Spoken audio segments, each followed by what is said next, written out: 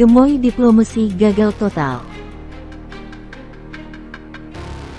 Gemoy diplomasi adalah diplomasi goyang-goyang ala Prabowo di panggung tontonan publik. Geser sana geser sini. Lupa diri telah lansia dirasa masih muda. Menyedihkan, meski gembira ria. Gemoy diplomasi merupakan gambaran ketidakajegan politik luar negeri Prabowo yang mengakibatkan ancaman dari kiri dan kanan. Maklum, motif awal hanya puja-puji, bukan konstitusi atau ideologi. Januari tahun 2025 mulai bergabung dalam BRICS Brasil, Rusia, India, China and South Africa.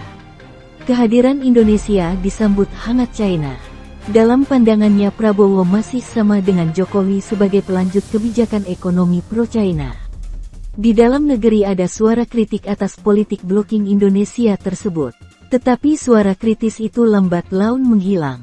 Tercatat 2 kali Prabowo bertemu Xi Jinping di Beijing.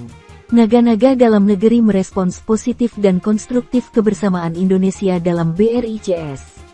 Artinya oligarki khususnya oligarki bisnis tetap bertahan. Luhut menjadi komandan kesuksesan status quo. Rakyat sesungguhnya tidak suka dan jengkel pada penguatan BRICS atas Indonesia. BRICS adalah kerjasama politik berbaju ekonomi. Blok China, Board of Peace serta-merta membuat Prabowo berubah haluan. Kini atas nama perdamaian Gaza Indonesia bergoyang gemoy ke arah Amerika Israel.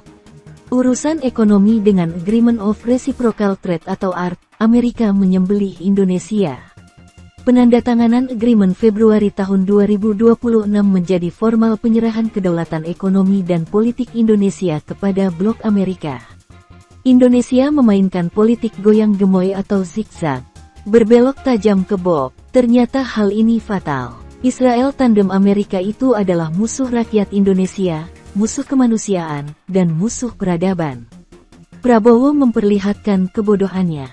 Terlihat bodoh saat masuk BOP, terlihat lebih bodoh sewaktu menandatangani ART dengan Amerika, dan sangat bodoh sekali ketika mengajukan diri sebagai mediator konflik atau perang Israel-Iran. Diplomasi yang tidak berbasis persetujuan rakyat dan menyimpang dari konstitusi berakibat hukum dan politik. BRICS China-Rusia tentu kecewa atas perilaku Prabowo. Berita penolakan Komandan Yun infiltrasi Israel Maijen Jacob Aril Asyabi atas ikut campur Prabowo adalah indikasi kegagalan itu. Kacau, di BRICS Indonesia dan Iran sama-sama anggota, di sisi lain Indonesia menjadi sekutu as Israel di BOP. Belum lagi di dalam negeri berbagai kecaman atas langkah zigzag semau gue Prabowo cukup keras. Hal ini dapat mengancam kedudukannya sebagai presiden. Suara maksulkan Prabowo Gibran akan terus menggelinding. Politik luar negeri BOP dan dalam negeri MBG merawankan posisi Prabowo. Prabowo kepepet, mundur kena maju kena, akibat pelin-pelan dalam bersikap. Aneh jika ada yang terjebak pada mitos dan kultus Prabowo hebat berdiplomasi luar negeri. Faktanya belepotan tanpa arah yang jelas. Tim penasehat luar negerinya memang butut. Jika ditepuk-tepuk Trump jangan dulu dinilai hebat sederajat tetapi itu adalah ejekan atau sinyal perendahan. Prabowo dianggap boneka yang lucu, gemoy, geboy, dan letoy. Gemoy diplomasi gagal total. Indonesia menjadi bahan tertawaan karena fakta miskin merasa kaya, bodoh merasa pintar, kacung merasa majikan, dan terbelenggu merasa merdeka.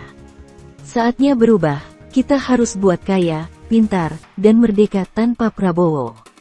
Setelah Jokowi, kini Prabowo nampaknya yang justru menjadi sumber dari masalah bangsa, negara, dan rakyat Indonesia. We need to eliminate the